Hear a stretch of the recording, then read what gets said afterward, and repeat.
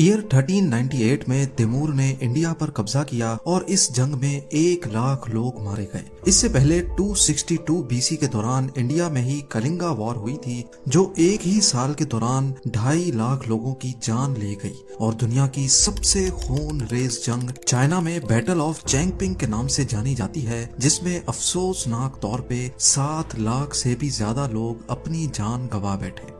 इंसानों की हिस्ट्री में झांका जाए तो पिछले 5000 सालों में करीब 10,624 अलग अलग बैटल्स लड़ी जा चुकी हैं। इनमें से ज्यादातर बैटल्स या जंगों का सिर्फ एक ही मकसद रहा है, और वो है ज्यादा से ज्यादा जमीन पर कब्जा करना। तारीख गवाह है कि जमीन पाने के लिए हम इंसान ना ही किसी का खून बहाने से डरते हैं, ना बच्चे देखते हैं, ना बूढ़े, और हत्ता के दुनिया का सबसे खतरनाक हथियार भी इस्तेमाल करने में कोई झिझक नहीं रखते। पर इसी सब के बीच जमीन का एक ऐसा टुकड़ा भी है जो हर 6 महीने में बगैर किसी खून खराबे के, एक भी गोली चले बगैर अपनी कंट्री चेंज करता है। ये कोई दूर दराज वीरान बयाबान जमीन का टुकड़ा नहीं, बल्कि यूरोप में आबादी से भरे इलाके के बीच में मौजूद है। हम बात कर रहे हैं फ्रांस और स्पेन के बॉर्डर पे मौजूद इस आइलैंड की, जिसको फीजेंट आइलैंड कहा जाता है। पर सवाल ये है कि फीजेंट आइलैंड साल में 2 मरतबा अपनी टेरिटरी कैसे और क्यों बदलता है। ज़ेम टीवी की वीडियोज में एक बार फिर से खुशामदीद।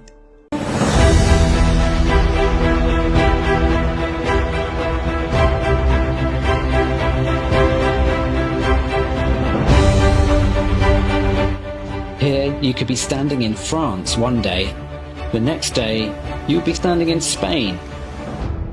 नाज़रीन, फ्रांस और स्पेन को बिडासोआ रिवर ने डिवाइड किया हुआ है। वैसे तो रिवर का ज्यादातर हिस्सा स्पेन की टेरिटरी में आता है, लेकिन अटलांटिक ओशन में गिरने से 15 किलोमीटर पहले ये रिवर इन दोनों कंट्रीज के दरमियान इंटरनेशनल बॉर्डर का किरदार अदा करती है। इसी रिवर के बीच में स्पेन के शहर इरुन और फ्रेंच सिटी ऑन्टाई के करीब ये छोटा सा फीजेंट आइलैंड मौजूद है। इस आइलैंड की खास बात यह है कि अगर आप यहाँ 31 जुलाई को खड़े होंगे तो आप स्पेन की टेरिटरी में खड़े कहलाए जाएंगे, लेकिन रात को 12 बजते ही वहीं खड़े खड़े आप फ्रांस की टेरिटरी में चले जाएंगे। यानी जिस दिन मैं ये वीडियो बना रहा हूँ, इस वक्त ये आइलैंड स्पेन के कंट्रोल में है, लेकिन जब तक ये वीडियो आप तक पहुँचेगी तब इसका कंट्रोल फ्रांस के पास होगा। 6,800 स्क्वायर मीटर बड़ा ये आइलैंड 1 फरवरी से लेकर 31 जुलाई तक स्पेन के पास होता है, और फिर 1 अगस्त से लेकर 31 जनवरी तक ये फ्रांस के कंट्रोल में रहता है। टेरिटरीज का ये एक्सचेंज फ्रांस और स्पेनिश नेवी के दरमियान फीजेंट आइलैंड पे ही होता है, जब दोनों मुल्कों की अथॉरिटीज यहाँ आती हैं और एक सेरेमनी के बाद जिसकी बारी होती है वो अपना झंडा लहराता है।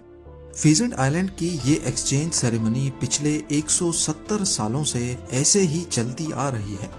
आपको यहाँ बताते चलें कि जब एक ही जमीन को एक ही वक्त में 2 या 2 से ज्यादा कंट्रीज चलाती हैं, उसको कॉन्डोमिनियम कहा जाता है। लेकिन फीजेंट आइलैंड दुनिया में वाहिद ऐसा कॉन्डोमिनियम है जिसको एक ही वक्त में सिर्फ एक ही कंट्री चलाती है, और इसी वजह से फीजेंट आइलैंड सिर्फ कॉन्डोमिनियम ही नहीं बल्कि दुनिया का अकेला टेम्पोरल कॉन्डोमिनियम है।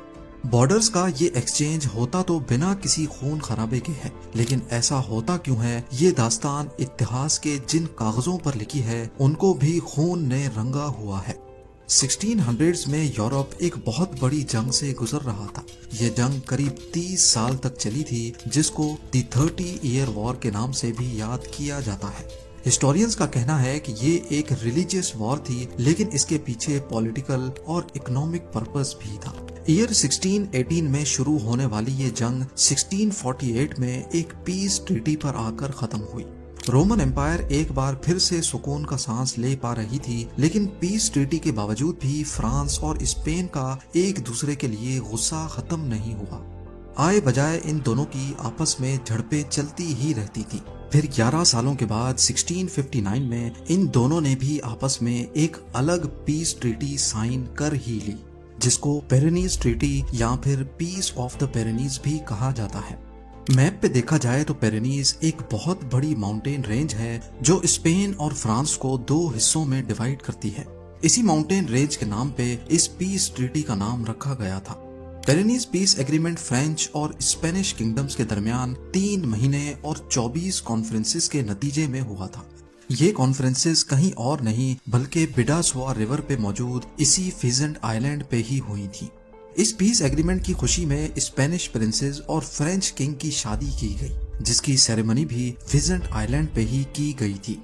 हालांकि फिजेंट आइलैंड पर ना अभी कोई ब्रिज है और ना ही पहले कोई परमानेंट ब्रिज था, लेकिन इस रॉयल वेडिंग के लिए बोट्स के ऊपर टेम्पररी ब्रिज बनाया गया था जो कुछ इस तरह दिखता है।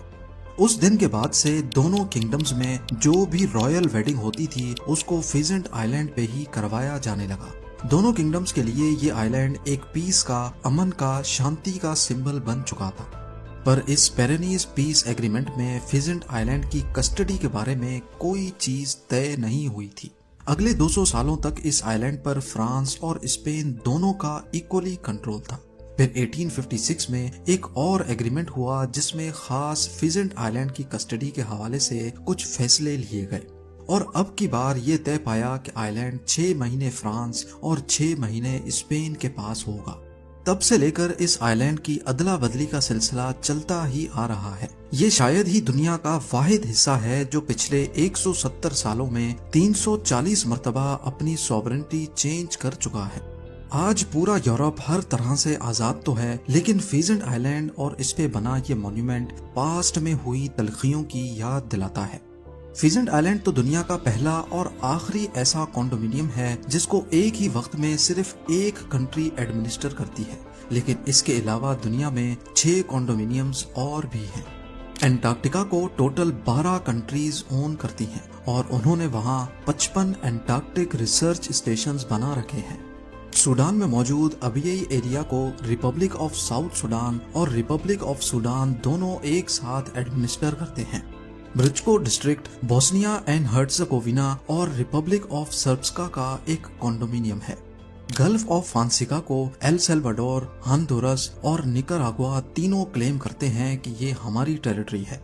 कोलंबिया और जमाइका कैरेबियन सी के इस हिस्से को आपस में शेयर करते हैं। क्या है कि जिन कंट्रीज पर समंदर लगता है उनके पास समंदर का 200 नॉटिकल माइल्स का एरिया होता है, जिसको एक्सक्लूसिव इकोनॉमिक जोन कहते हैं। कोलंबिया और जमाइका क्योंकि आपस में करीब हैं, इसी वजह से इनका इकोनॉमिक जोन आपस में ओवरलैप कर रहा था। तभी उन्होंने फैसला किया कि बीच के पूरे कैरेबियन सी पर दोनों का हक होगा।